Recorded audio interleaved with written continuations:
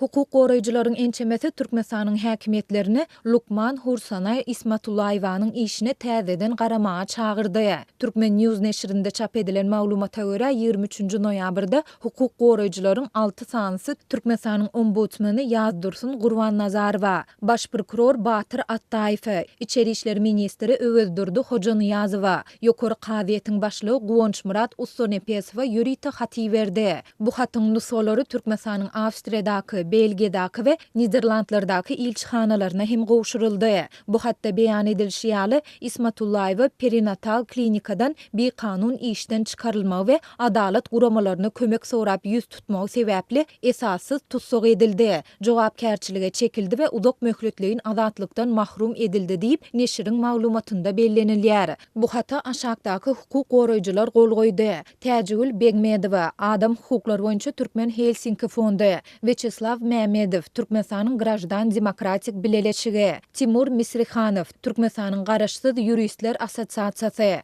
Ruslan Mätiýew, Türkmen News neşri, Farid Tuhbatulin, Adam hukuklary boýunça Türkmen Inisiatiwasy, Bridget Dufo, Adam hukuklary boýunça halkara hyzmatdaşlygy, Gökdepe şäherindäki Ene Mähri merkeziniň ozalky Lukmany Ismatullaýew 16 iýulda öz öýüne näwelli tarapa alınıp gidilipdi. Ol 2017 ýylyň tomsunda näsaglardan para almaktan ýüz öwrendigi we olary gerekmejek tölegli saglyk barlyklaryna, operasiýa bejergilerine iý bermekden boyun gaçyrandygy üçin işden boşadyldy. Şeýlede merkeziň ýolbaşçylary Lukmanyň köpçülikliğin çärelere gatnaşmakdan ýüz öwürmeginden hem nägile boldular diýip Garaşsyz Türkmen News neşri belledi. Adatlyň ozalda habar berişi ýaly 15 iýulda Ýewropa parlamentiniň agzalarynyň Merkezi Aziýa ýurtlarynda susturmak praktikalary, hukuk goraýjylaryň sesleri ady bilen gurnan video şekilli maslahatynda Türkmen News neşriniň baş redaktory, derňewçi jurnalist Ruslan Mätiýew Ismatullaýewanyň ýanalşy hakynda hem gysgaça durup geçipdi.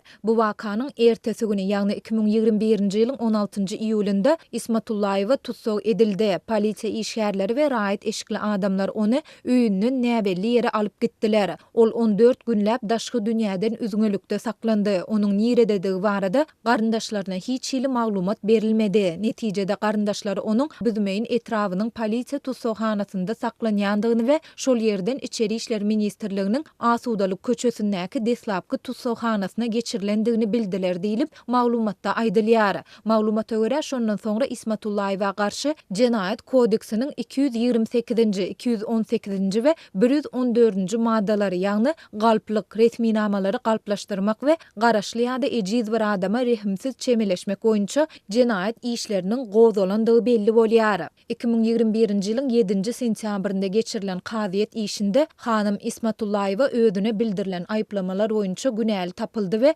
9 ýyl azatlykdan mahrum edildi diýip Türkmen News neşri belleýär. Hukuk goraýjylar hatda berilen maglumatlara esaslanıp Türkmenistanyň degişli edaralaryndan Ismatullaýewanyň işi bilen baglanyşykly birnäçe çäreleri görmegi haýyş edýärler. Ombudsmanyň edarasy birinciden Ismatullaýewany tutsuklugyň iýmitlenmegiň we lukmançylyk kömegine el ýeterliligiň degişli normalary bilen üpçün etmek maksady bilen onuň saklanýan ýerine gözegçiligi guramalaşdyrmaly. İkinciden Ismatullaýewanyň halkara we milli kanunçylykda gözegiňde tutulan hukuklarynyň berja edilmegini üpçün etmek. Şeýle hem tutsuk edilmedinden ozal we soň hukuklarynyň bozulandygy üçin jogapkär resmileri jogapkärçilige çekmek üçin degişli döwlet edaralarynyň täsirli çäreleri görmegi talap etmeli. Ýokary kaziýet milli we halkara adalatly kaziýet ülgülerine dogly laýyk gelýän işiň çäginde Ismatullaýewa garşy gowzalan jenaýat işiniň derrew gözden geçirilmegini, Ismatullaýewa garşy ýönkelen esassız aýplamalaryň aýrylmagyny we onuň gyssagly boşadylmagyny üpçün etmeli diýilip hukuk goraýjylaryň hatynda aýdylýar. 16 noýabrda Birleşen Ştatlaryň 4 kanun çykarjysy Türkmenistanyň prezidenti Gurbanguly Berdimuhammedowa ýürite haty berip türkmen türmelerindäki syýasy tutsaklaryň şol sanda